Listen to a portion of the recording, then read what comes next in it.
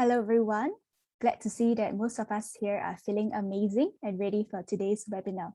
Thank you so much for taking time to join us this evening. I'm Joey from FUJIFILM Healthcare, and I'll be your host for today. On behalf of FUJIFILM, I would like to once again welcome everyone to the first session in this new two-part series of echocardiography in heart failure webinar. We're extremely honored to have collaborated with the Chinese University of Hong Kong to bring you this exciting workshop where the experts will touch on new technologies that bring you beyond diagnosis. Chairing today's session, we have Professor Alex Lee from the Department of Medicine and Therapeutics at the Chinese University of Hong Kong. Prof. Lee is also the Director of the Echocardiography Laboratory at Prince of Wales Hospital and Director of the Laboratory of Cardiac Imaging and 3D Printing at Li Ka-shing Institute of Health Sciences. With his strong expertise and active research in cardiac imaging, heart failure, and advanced techniques in echocardiography, we are very honored to have Prof. Lee to open this series of heart failure webinars. Without further ado, may I please invite Prof. Lee to join me on this virtual stage. Prof. Lee, please. Thank you, Joey, for the kind introduction. Would like to welcome everyone again for joining this evening webinar. I'm delighted to announce that this interesting and fantastic webinar organized by the CHA and supported by the Fujifilm. And as we all know, heart failure is a increasingly common disease in the world, especially in this part of the world, in Asia, where we have an aging population. And at the same time, we have advances in the treatment of heart failure, both drugs and non-pharmacological treatments for both HFrEF and more recently, also advances in the effective treatment that can improve outcome in patients with HFpEF, heart failure with preserved ejection fraction. Therefore, this advance in cardiovascular medicine and heart failure has only highlighted the importance of diagnosing this condition. And echocardiography is a very important technique used clinically to evaluate patients for heart failure. And there has been a lot of advances in the diagnosis and heart failure using echocardiography that parallel the advancement in the therapy of this disease. So this webinar is going to cover both the basic, and we also like to introduce some knowledges and skill in advances in echo technique in diagnosing and evaluating heart failure. So I'm very honored to have Dr. Kenya Kusunose to be our speaker today on this in this webinar. So Dr. Kusunose is an associate professor of the Department of Cardiovascular Medicine of the Tokushima University Hospital in Japan. And he has done a lot of work in echocardiography, especially in strain, VFM, and artificial intelligence. And Dr. Kusunose has his advanced research training in the Cleveland Clinic, and now has published a lot of paper in the field of heart failure. And he is also serving as the editorial members of the many prestigious journals, including the Circulation. So today, Dr. Kusunose is going to talk about VFM in heart failure and his insight in using this technique in this kind of patients. So without further ado, I would like to introduce Dr. Kusunose for his lecture.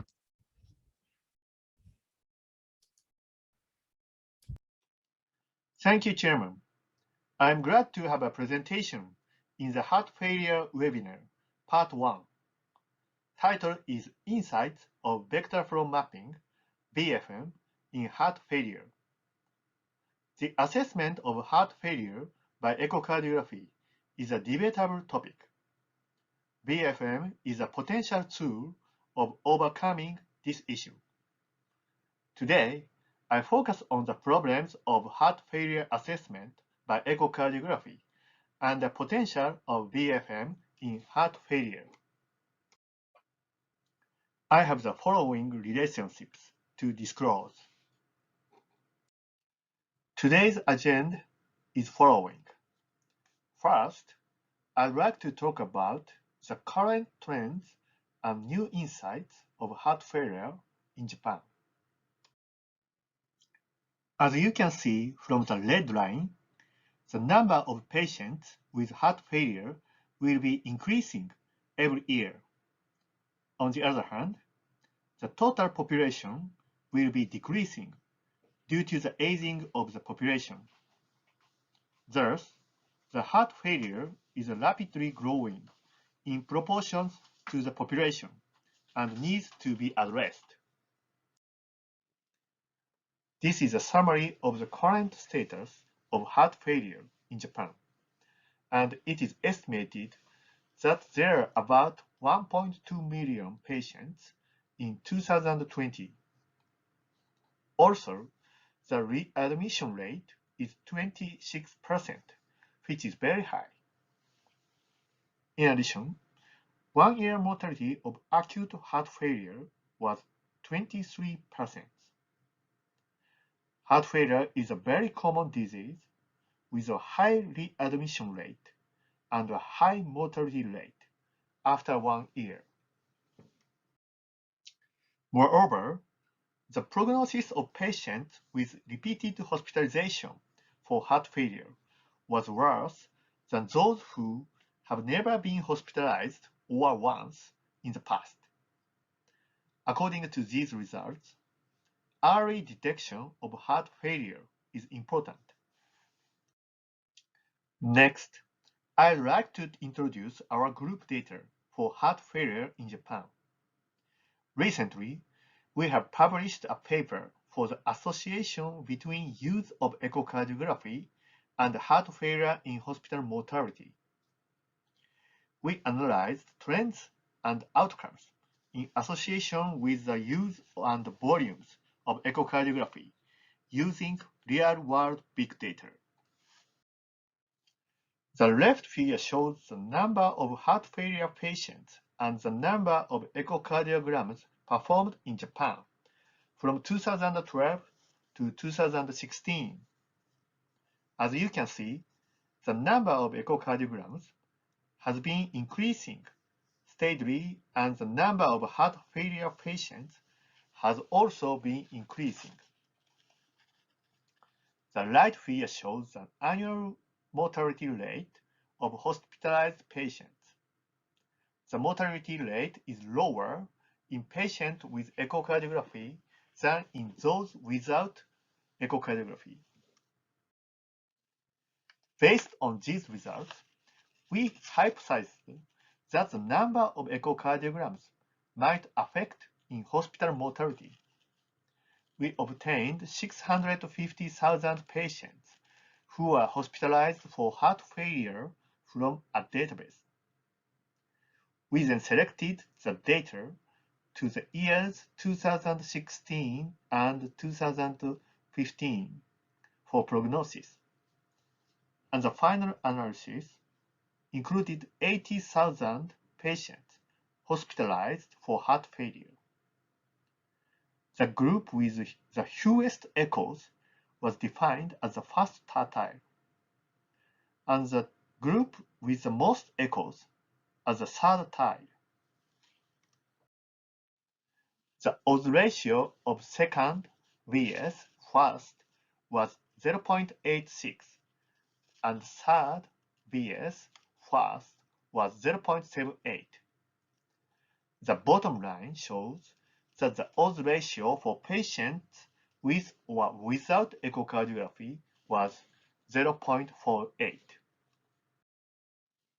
In summary, the number of patients with heart failure is increasing rapidly in Japan, and this trend will continue even in an aging society. Several studies have reported the usefulness of echocardiography in heart failure patients. Second, I clarify the assessment and limitation of diastolic function in heart failure. In general condition of heart failure, the left ventricular function is reduced and the pumping function is impaired. When the pumping function is impaired, the filling pressure elevates with increasing preload to maintain the cardiac output.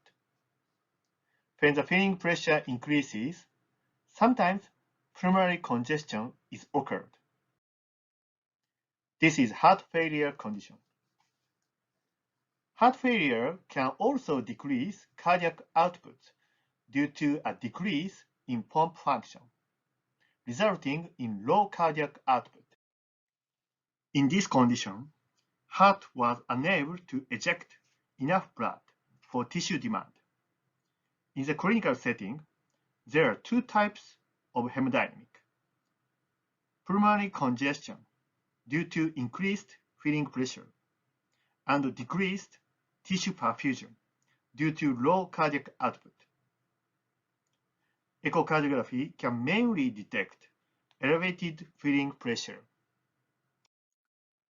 The American and European Society published their guidelines in 2016, and I'd like to discuss diastolic function based on this.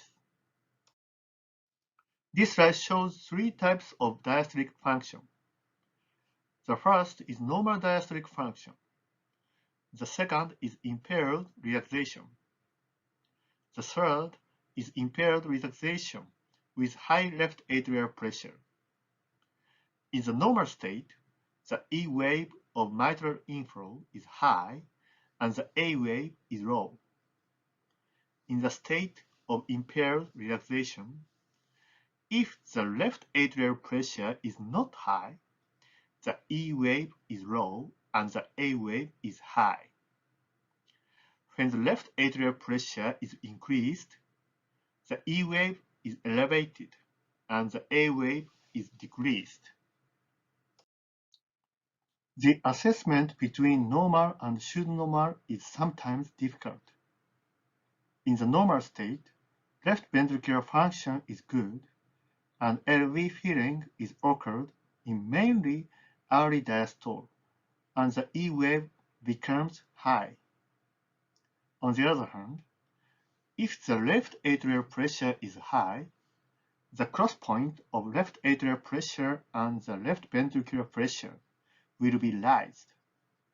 Thus, the E wave will be large, depend on the high airway pressure.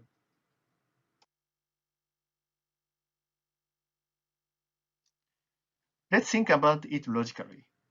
E wave is defined by LV filling pressure and left ventricular relaxation, tau. What is echocardiographic index that correlates with LV relaxation, tau? Our group reported in 1997 that E prime and tau correlate well in several cardiovascular diseases. So the LV relaxation can be defined by E prime. Based on these results, when we divided E by E prime, E by E prime was correlated with LV filling logically. It was reported in 1997 that the E by E prime correlates well with the wedge pressure, and it has become widely used in the current clinical setting. According to previous studies, the criteria were published in the guidelines. First algorithm was diagnosis of LV diastolic function using annular E prime, average E by E prime ratio, airway volume index, and peak tricuspid regurgitant velocity. Second algorithm was diagnosis of LV pressure using several parameters.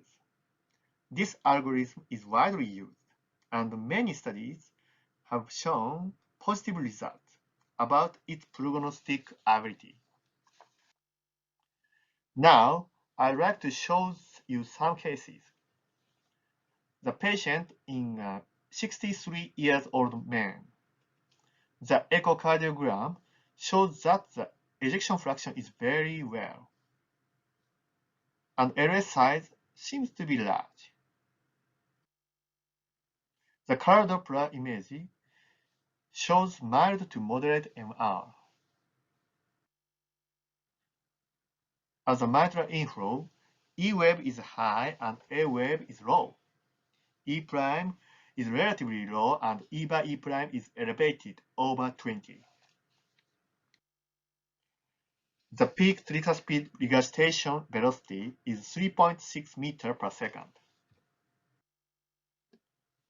To summarize the data in this case, the E by A is over 0.8, the E by E prime is 20, and the TR velocity is accelerating with left atrial enlargement.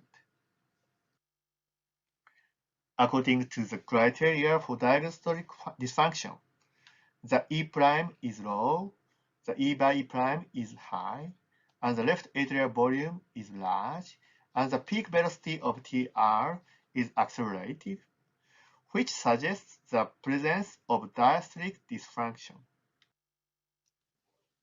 In this case, the left atrial pressure was elevated based on the criteria E by prime, LVI, and TR velocity are abnormal.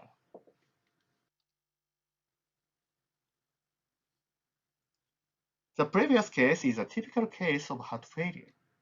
The next case is a 60-year-old woman. The E prime is relatively low and E by E prime is 11. This value is below the cutoff value of E by prime. Peak velocity of TR is 2.5 meters per second, and LV volume index is 43 milliliters per meter square. In this case, the E prime is reduced and LVI is large. On the other hand, E by E prime was normal and TR velocity is also normal. Thus, these criteria do not meet the presence of diastolic dysfunction. There are some difficult cases to apply the criteria of LV diastolic dysfunction. The guideline states that the algorithm cannot be used in certain populations, including the following: atrial fibrillation, mitral valve disease, after cardiac surgery, and after pacemaker implantation. In summary, echocardiographic evaluation of left ventricular diastolic capacity is widely used to understand the pathophysiology of heart failure, but it has many limitations. Thus, we need a better index to assess the LV diastolic function. Next, I'd like to explain the new analysis technique, VFM. This is a PCMRI data which shows three-dimensional flow in the chamber. Vortex appears in left ventricle and redirects the transmitral flow and enables to eject the blood flow efficiently. Professor Sengupta mentioned clinical application of flow visualization techniques. For example, pulses and kinetic energy change of blood flow into left ventricle, assessment of LV desynchrony as systolic function, intraventricular pressure gradient, and kinetic energy in transmitral flow, define treatment strategy of valvular diseases, and so on. This shows the flow visualization techniques. PCMRI is a three-dimensional, but it is expensive and takes 1 hour acquisition time and 2 hours for analysis. This is also not particularly useful. Echo PIV and VFM are both based on ultrasound and have advantages, easy to perform examination with low cost. But echo-PIV method requires contrast injection, and the system tracks the bubbles with spectral tracking technology.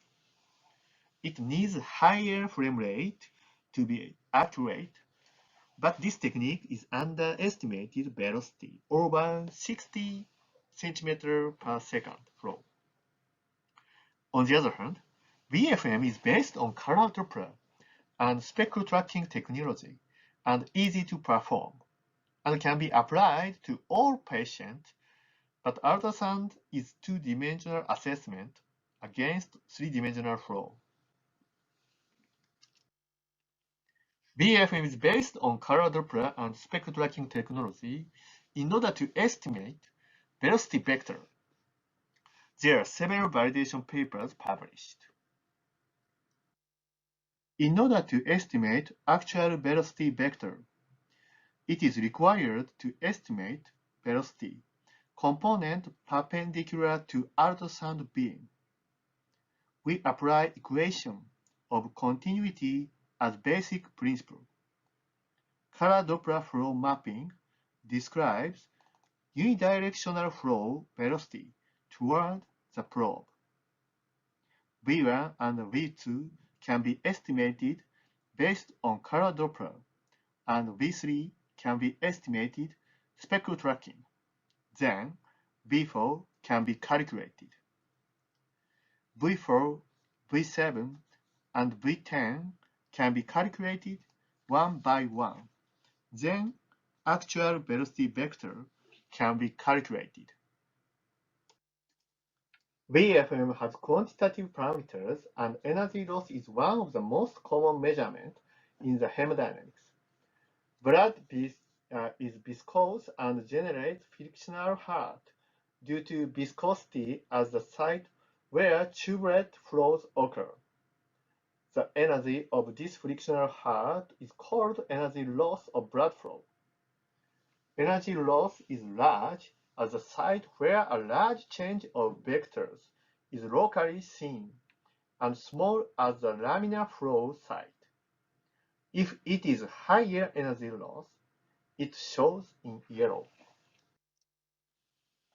This is a formula to calculate energy loss as total of square of difference of adjacent vectors. Another hemodynamic parameter is vortex formation. VFM automatically detects the vortex and calculates the vortex position, size, and vortex intensity at saturation. VFM detects outermost periphery of vortex and traced as yellow line, like this. VFM has released new version to show the propagated wavefront. Pathline is work in progress, but VFM allows to track the blood through heartbeats and measure the direct flow, which is blood flow in LA ejected to LVOT within one heartbeat. If it is efficient hemodynamics, direct flow ratio becomes higher. This slide shows how to measure this index. 6 feature points should be checked during this analyzed process. 3 points in the annulus, 1 point is the apex, 2 points in the inflow and outflow are set on the image in the apical slit chamber. Then the tracking points by the automated trace of the endocardium, including not only the left ventricle but also the inflow. After the tracking, we can see the velocity with image loop.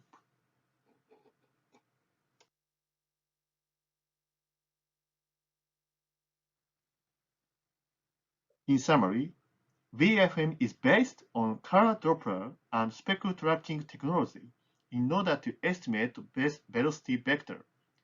There are several validation papers published. Now, we can use this technique in the clinical setting, and we need several reports for the clinical utility of this technique.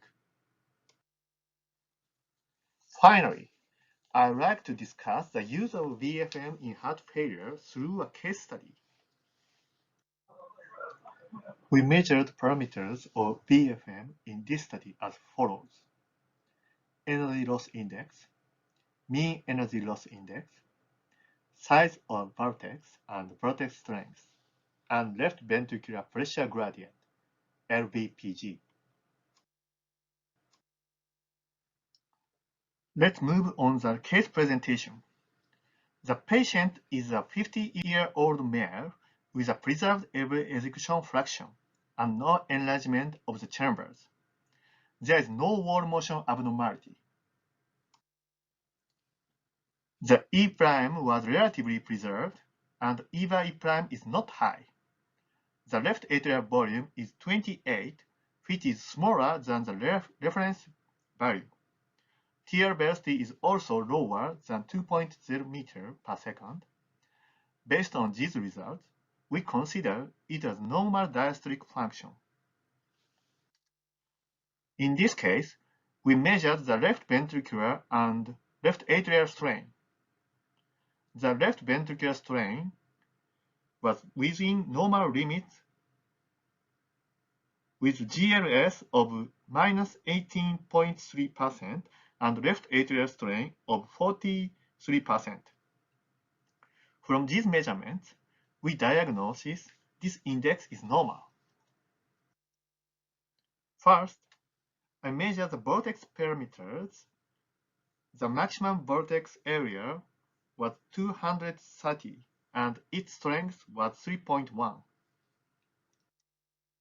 Next, I measure the energy loss parameters. The peak energy loss was 0.02 and average energy loss was 2.53 in systole and 1.66 in diastole. Finally, I checked the pressure gradient in LV. The early diastolic LV pressure gradient was 1.22 mmHg. Next, for the second case, a 60-year-old man with a preserved left ventricular ejection fraction, but with an enlarged left atrial volume. The E by prime is 14 and E prime is 6. The LA volume index is 62 and the TR velocity is 3.2 meters per second. This result indicates that all four criteria are positive. There is diastolic dysfunction in this case.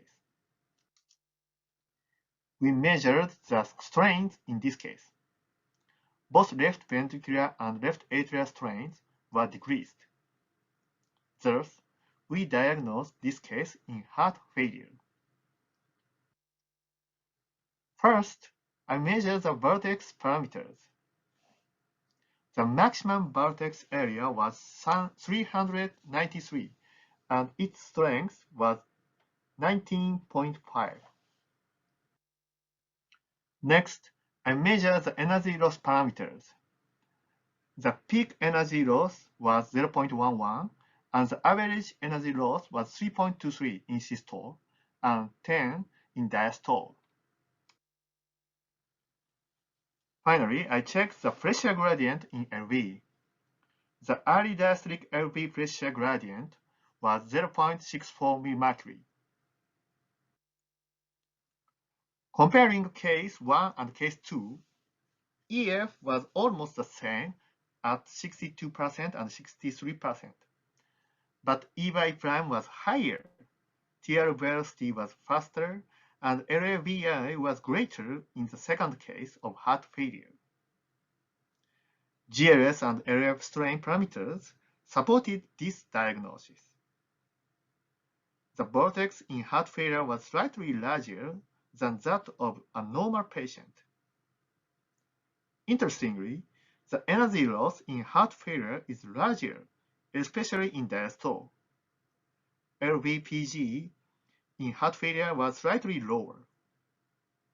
Even though the E wave is high in both healthy and heart failure cases, the energy loss is more pronounced in heart failure cases, which suggests that the energy loss is not only depend on the E wave. Therefore, I think that energy loss is a good indicator for the diastolic dysfunction. On the other hand, although there is a quantitative difference in a maximum size of the vortices, the number of vortices is large, and it is extremely difficult to analyze the significance of the location of the vortex. So I think further study is needed to assess the vortex. The vortex was also large, but they spread throughout the heart that disappeared. So the blood flow did not go the left ventricular outflow tract. Therefore, I had the impression that vortex had spreaded, and disappeared even after creating vortex may not be good.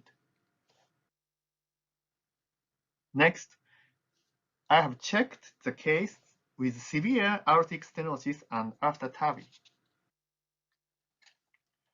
We can see that the energy loss is higher before the TAVI but lower after the TAVI. The inflow velocity did not change before and after the TAVI. Thus, the energy loss index may have a role of hemodynamic assessment before and after TAVI. In summary, the current guidelines for evaluating left ventricular diastolic indexes are limited, and new indices are needed. We have used VFM technology to assess data from heart failure cases. In heart failure, the left ventricular vortex is larger than the energy loss is greater than the pressure gradient is smaller. Also, in aortic stenosis, energy loss was greater and decreased after TAVI. Based on these results, I'd like to talk about how to use vortex parameters to evaluate left ventricular diastolic capacity in heart failure patients at discussion section.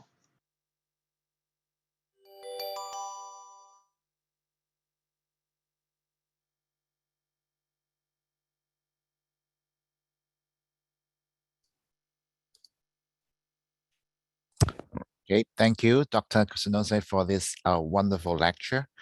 There's a lot of information and very interesting, fascinating cases. So there are already some questions from the many questions actually. Yeah. So we'll I will take it one by one. Sure. Okay, so there's a question about how much average extra time is needed for obtaining the VFM parameters. Sure. Thank you. Thank you for the question. So the loading time is the main factor. Yeah, so if we use a standalone device for analysis, we can do it in about 5 or 6 minutes. So I thought the reproducibility is relatively good. And so we can trust the values in the clinical working.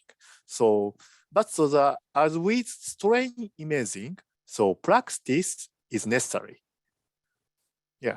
And you can do all these VFM analysis on the machine, right? On card, right? Oh, yeah. On the standalone machine, standalone PC for analysis, personal computer. Both on the PC and on the echo machine. Yeah, both. Okay. Good. So there's a second question is that is VFM vendor specific, or it can it be used in any echo machines? So yeah, VFM is a vendor specific features. So image acquired with Fujifilm's equipment can be analyzed. Yeah. So the color Doppler image must be acquired together with the image for analysis. Yeah, it's a very important point. Okay. So there are some question about the technique. Many people are very interested in the VFM. So some participants are asking about the technique used. So there's a question about what is the minimal, is there a minimal frame rates for VFM analysis, and what is the technical pitfall of using VFM? Yes, so the frame rate is needed about the 30. So we focus on the left ventricle, and the range of color Doppler is minimally to assess to analyze this parameter. So the imaging window is fitted to the best range. Yeah, Good. It's a very important. Yeah. So some questions about there are really many questions. So I'm trying to summarize them and ask the interesting one first. So there are some questions about the clinical utility or usefulness of VFM. So when would you consider using VFM, in what kind of patient? And is it more useful or less useful in patients with atrial fibrillation? And is it associated, is there any data about the prognostic value of VFM in heart failure patients? Does it predict outcome of heart failure, as well as monitoring the treatment? Yeah, so I think so. This technique is suitable for the heart failure.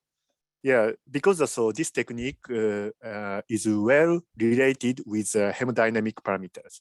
So yeah, it may be difficult in patients with atrial fibrillation because due to the irregular heartbeat, and there is a lack of data on the prognosis. So, as I have shown, so guideline-based assessment of diastolic capacity is very limited and from the guideline. So it is known that the transmitral E waves and wave waves height correlate with energy loss index. So E wave, high E wave is related with high energy loss index.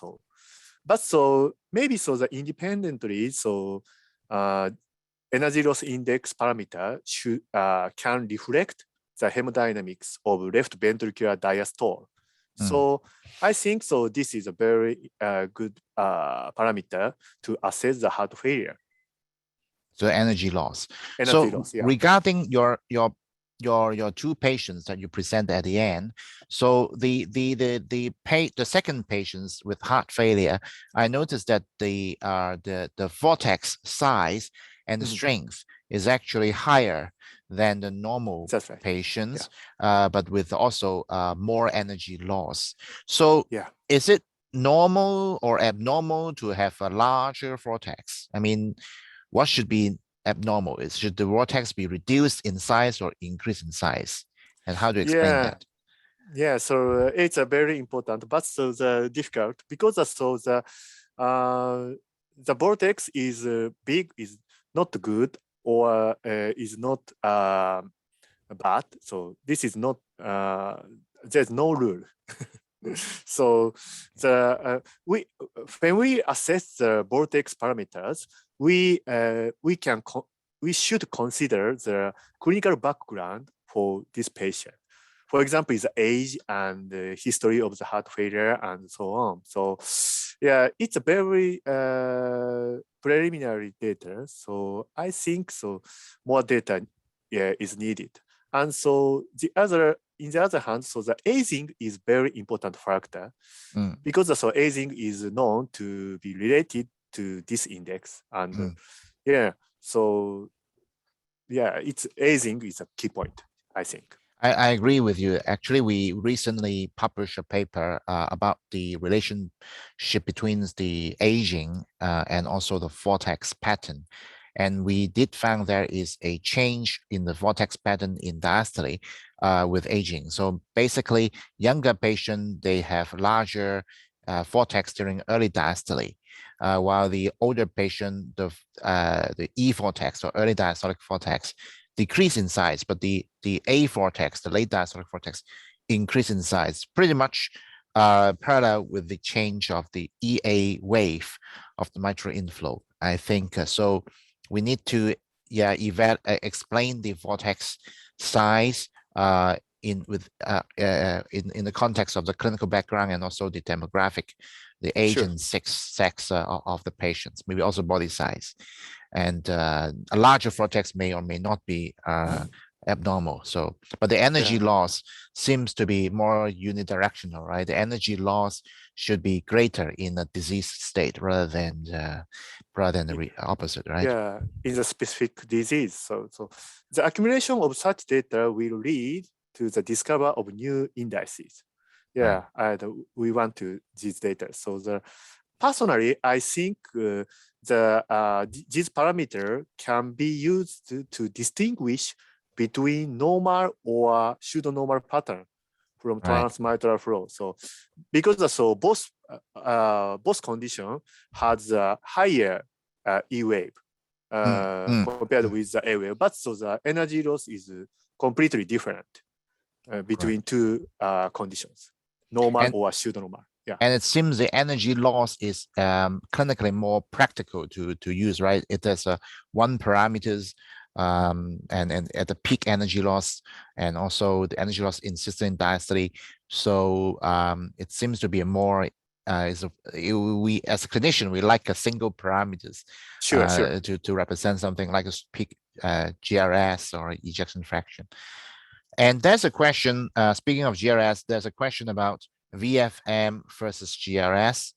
Well, do you think which one is may give superior information, or do you think it may be actually complementary? What do you think? I think so. There are two.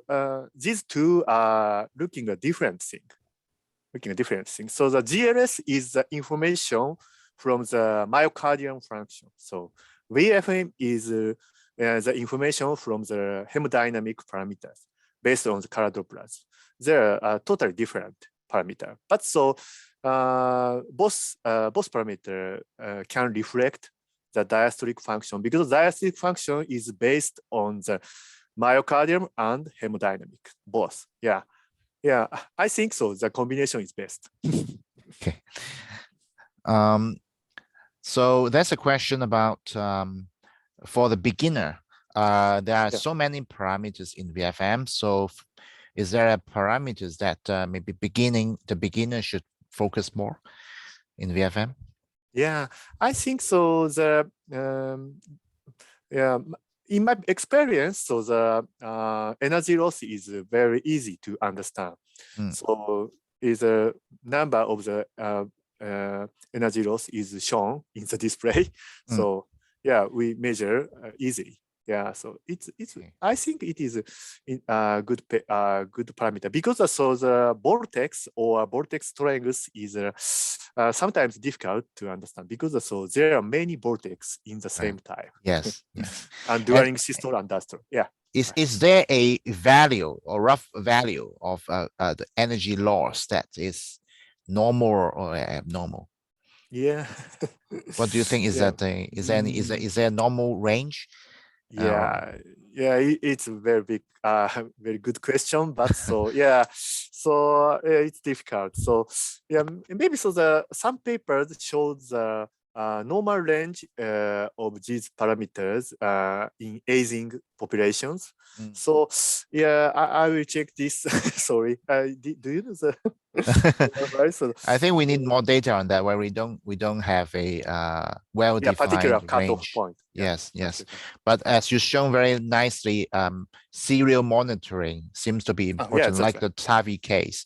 The energy loss returns to normal or normalize a bit after TAVI. So I think it's self-comparison in serial monitoring seems to be important. That may answer one question about whether VFM is maybe useful in monitoring treatment efficiency in heart failure patients. I do think that it has the potential to do that, especially after seeing your TAVI case. And maybe a final question. Can Yeah. VFM provide information about the array functions?